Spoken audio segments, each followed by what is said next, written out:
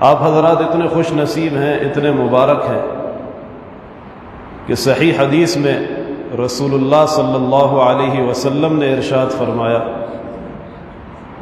کہ جب کچھ لوگ اللہ کے گھروں میں سے کسی گھر میں اکٹھے بیٹھ کر اللہ کا ذکر، اللہ کی یاد کے لیے جمع ہوتے ہیں، ان کو اللہ کی طرف سے کئی انعامات دیے جاتے ہیں۔ ان انعامات میں سے ایک انعام یہ ہے کہ فرشتے ان کی مجالس کو گھیر لیتے ہیں، اللہ تعالیٰ کی طرف سے اطمینان، سکون ان پر نازل ہوتا ہے۔ اور بڑی بات، اہم بات، خاص بات یہ ہے کہ اللہ تعالیٰ اس مجلس میں شریک ہونے والوں کا ذکر اپنے فرشتوں کے سامنے کرتے ہیں۔ یہ کتنی بڑی بات ہے، کتنی خوش نصیبی کی بات ہے کہ اس وقت آج ہم یہاں اللہ کے نام کے لیے اکٹھے ہوئے ہیں، اللہ کا نام سنا رہے ہیں، اور اللہ تعالیٰ میرے اور آپ کا تذکرہ اپنے فرشتوں کی مجلس میں فرما رہے ہیں۔ کتنی بڑی سعادت ہے۔ اور یہ ذاکرین کا مجمع اللہ کو اتنا پیارا اور محبوب ہے کہ جب مجلس برخاست ہو جاتی ہے، آپ جانتے ہیں کہ حدیث مبارکہ میں آتا ہے کہ جتنے شرکاء ہیں ان کے لیے جنت کا فیصلہ ہوتا ہے، جہنم سے خلاصی کا فیصلہ ہوتا ہے کہ یہ جنت چلے جائیں اور جہنم سے ان کو آزاد کر دیا جائے۔ لیکن ساتھ ساتھ جو لوگ اللہ کے ذکر کے لیے نہیں جمع ہوئے تھے، کسی اور دنیاوی مقصد کے لیے آئے تھے، کسی سے ملاقات کے لیے آئے، کسی اور کام کے لیے آئے، کسی اور سلسلے میں گزر رہے تھے، کان میں آواز پڑی چلو ہم بھی ذرا بیٹھ کے دیکھیں کہ کیا ہو رہا ہے مسجد میں، کسی اور مقصد کو لے کر اگر اس مجمع میں آ کر بیٹھ گئے تو یہ مجمع میں شریک لوگ جو اللہ کے لیے خالص آئے ہیں، اللہ کا ذکر کرنے کے لیے آئے ہیں، یہ لوگ اللہ کو اتنے پیارے، اتنے پیارے، اتنے پیارے ہیں کہ اللہ فرماتے ہیں فرشتوں سے ہم قوم لا یشقی جلیسہم، یہ ایسے پیارے میرے بندے ہیں کہ ان کے ساتھ بیٹھنے والا کبھی بدبخت نہیں ہو سکتا۔ جو ان کے ساتھ دنیاوی غرض سے آیا اور بیٹھا، تم فرشتے گواہ رہو کہ میں نے اس کی بھی مغفرت فرما دی۔ تو یہ اعزاز، یہ انعام، یہ اکرام اللہ تعالیٰ نے ذاکرین کو عطا فرمایا، اپنا نام لینے والوں کو عطا فرمایا۔ ایک مسلمان اور ایک ایمان والے کی شان یہ ہوتی ہے کہ جب اس کے سامنے اللہ کا کلام پیش کیا جائے یا رسول اللہ صلی اللہ علیہ وسلم کی حدیث مبارکہ پیش کی جائے تو اس میں شک و شبہ نہ کرے، بلکہ دل کی گہرائیوں سے اس بات کو تسلیم کرے۔ تو آپ تسلیم کرتے ہیں کہ آپ اللہ کے بڑے پیارے ہیں، اللہ کے بڑے پیارے ہیں، اور اللہ تعالیٰ اس وقت آپ کو بڑی محبت اور رحمت اور پیار سے دیکھ رہے ہیں، فرشتوں میں آپ کا ذکر ہو رہا ہے۔ اور کیوں نہ ہو، اگر تھوڑا انسان اس مسئلے پہ غور کرے کہ یہ اتنا اونچا مقام اور مرتبہ اللہ نے کیوں ہمیں آپ کو عطا فرمایا، اتنے فضائل ذاکرین کے کیوں بیان کیے گئے، تو اس میں ایک بنیادی نقطہ، ایک بنیادی مصلحت اور وجہ یہ پتہ چلتی ہے کہ انسان کی زندگی کی تخلیق، انسان کی تخلیق کا مقصد، اس کی زندگی کا مقصد یہ ہے کہ وہ اللہ کو راضی کرے، اللہ کی عبادت کرے، یہ مقصد زندگی ہے۔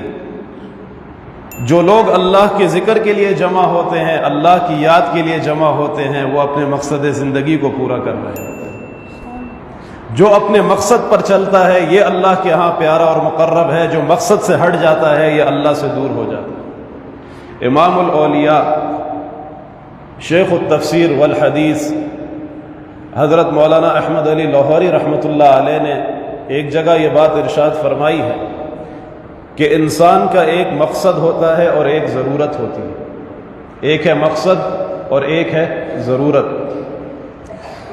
انسان کی زندگی کا مقصد یہ ہے کہ اللہ کو راضی کرے، اللہ کی عبادت کرے، اور انسان کی زندگی کی ضرورت کھانا، کپڑا، مکان، یہ ساری چیزیں ضروریات میں سے ہیں۔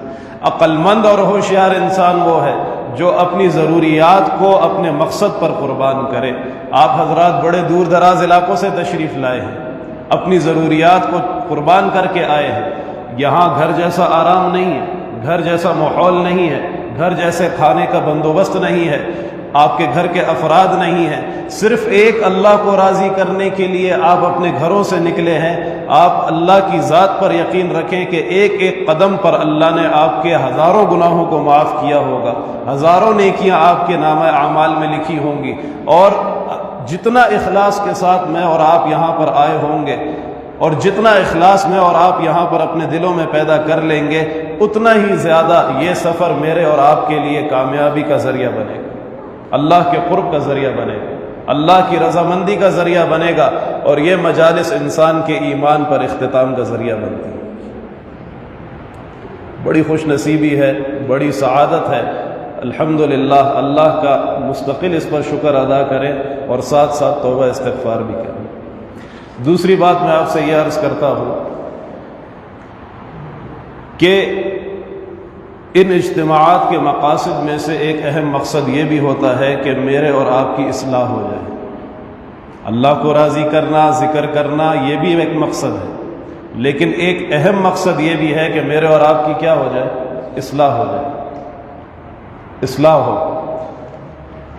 آپ نے اکثر ہمارے حضرت دعوت برکاتہم العالیہ سے یہ بات سنی ہوگی کہ انسان دو چیزوں سے مل کر بنا ہے، ایک ہے اس کا بدن، ظاہری بدن، اور ایک ہے اس کی روح۔ اور حقیقی انسان وہ ہے جو اس بدن کے اندر چھپا ہوا ہے، جس کو میں اور آپ روح کہتے ہیں۔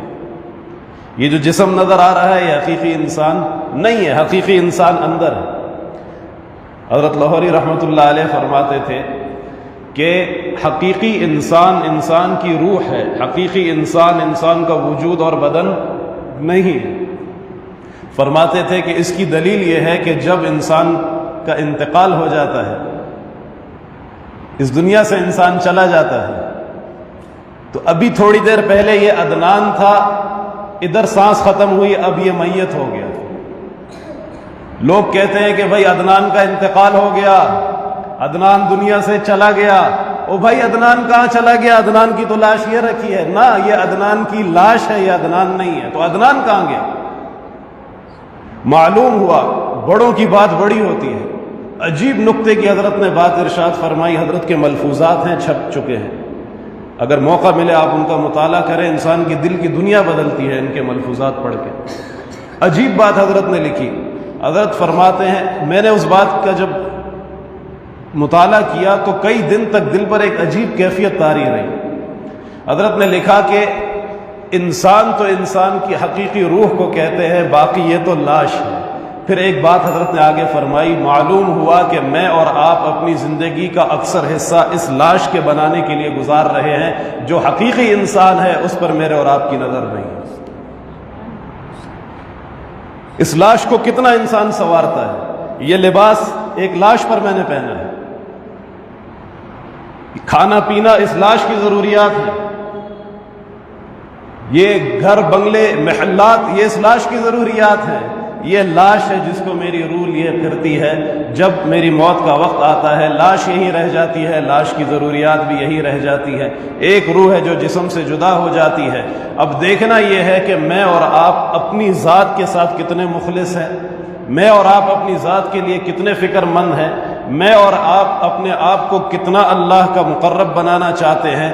یاد رکھیے اللہ تعالیٰ کی حدیث مبارکہ ہے، رسول اللہ صلی اللہ علیہ وسلم نے ارشاد فرمایا، ان اللہ لا ينظر الى صورکم ولا الى اجسادکم، اللہ تعالیٰ نہ تو تمہاری شکل و صورت کو دیکھتا ہے، یہ تو لاش ہے، نہ تمہارے جسموں کو دیکھتا ہے، یہ تو لاش ہے، ولکن ينظر الى قلوبکم واعمالکم، اللہ تمہارے دلوں کو دیکھتا ہے، کیونکہ روح کا اصل مرکز یہ دل ہے۔ اور آپ نے دیکھا ہے دماغ مر جائے انسان زندہ رہے گا، گونگا ہو جائے زبان کام کرنا چھوڑ دے زندہ رہے گا، آنکھیں کام کرنا چھوڑ دے زندہ رہے گا، دل اگر بند ہو جائے تو انسان کی زندگی ختم ہو جاتی ہے۔ روح کا سب سے بنیادی مرکز، بنیادی جگہ انسان کا دل ہے۔ تو اللہ تعالیٰ بھی دلوں کو دیکھتے ہیں کہ اس نے اپنی روح پر کتنی محنت کی، اور جس کا دل اچھا ہے اس کے اعمال اچھے ہیں، جس کا دل گندا ہے اس کے اعمال گندے ہیں۔ یہ روایات میں باتیں موجود ہیں۔ جس کے دل میں اللہ کی محبت ہوگی اس کے اعمال سے اللہ کی محبت ظاہر ہوگی، جس کے دل میں اللہ کی محبت نہیں ہوگی اس کے اعمال سے اللہ کی محبت کبھی بھی ظاہر نہیں ہوگی۔ جس کے دل میں اللہ کو راضی کرنے کی فکر ہوگی اس کی عبادت میں اخلاص ہوگا، جس کے دل میں دنیا کو دکھلانا، اپنے نام، اپنے مقام، اپنے مرتبے کو بلند کرنا مقصود ہوگا، اس کی عبادت اللہ سے دوری کا ذریعہ بنے گی، اللہ کے قرب کا ذریعہ نہیں بنے گی۔ تو اصل انسان کی روح ہے۔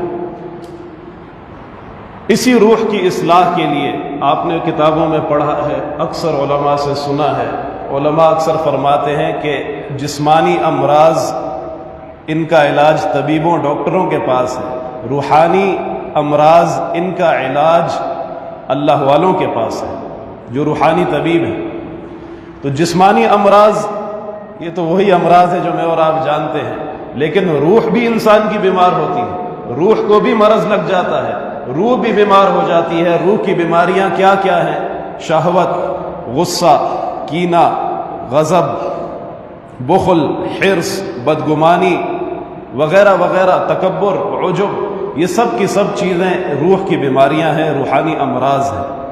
جسمانی امراض کی اصلاح کے لیے انسان طبیب کو تلاش کرتا ہے، در در کی ٹھوکریں کھاتا ہے، لوگوں سے رابطے کرتا ہے، بھائی پنڈی میں سب سے اچھا ڈاکٹر کون سا ہے مجھے بتاؤ، میں جا کے اس سے علاج کراؤں گا۔ آپ سب سے اچھے ڈاکٹر کا انتخاب کیوں کر رہے ہیں؟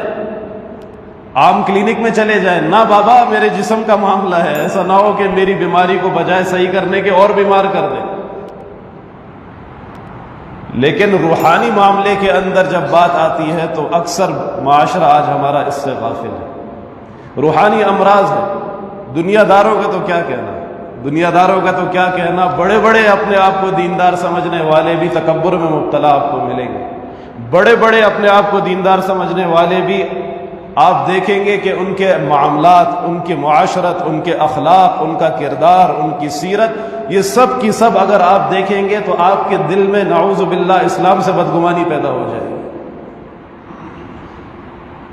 اپنی روح کی اصلاح سے انسان آج ناخبر ہے، بے خبر ہے، غافل ہے،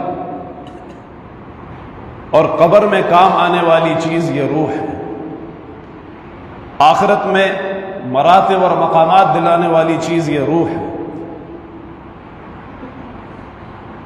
تو اجتماع میں حاضری کا ایک بڑا مقصد یہ ہوتا ہے کہ انسان اپنی اصلاح کے لیے آئے، اپنی روحانی امراض کے علاج کے لیے آئے۔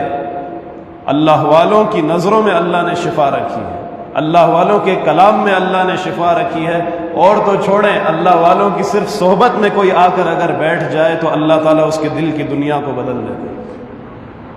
لیکن حضرت لاہوری رحمۃ اللہ علیہ فرماتے تھے کہ 3 شرائط ہیں اللہ والوں سے استفادے کی، 3 شرائط ہیں: ادب، عقیدت، اطاعت۔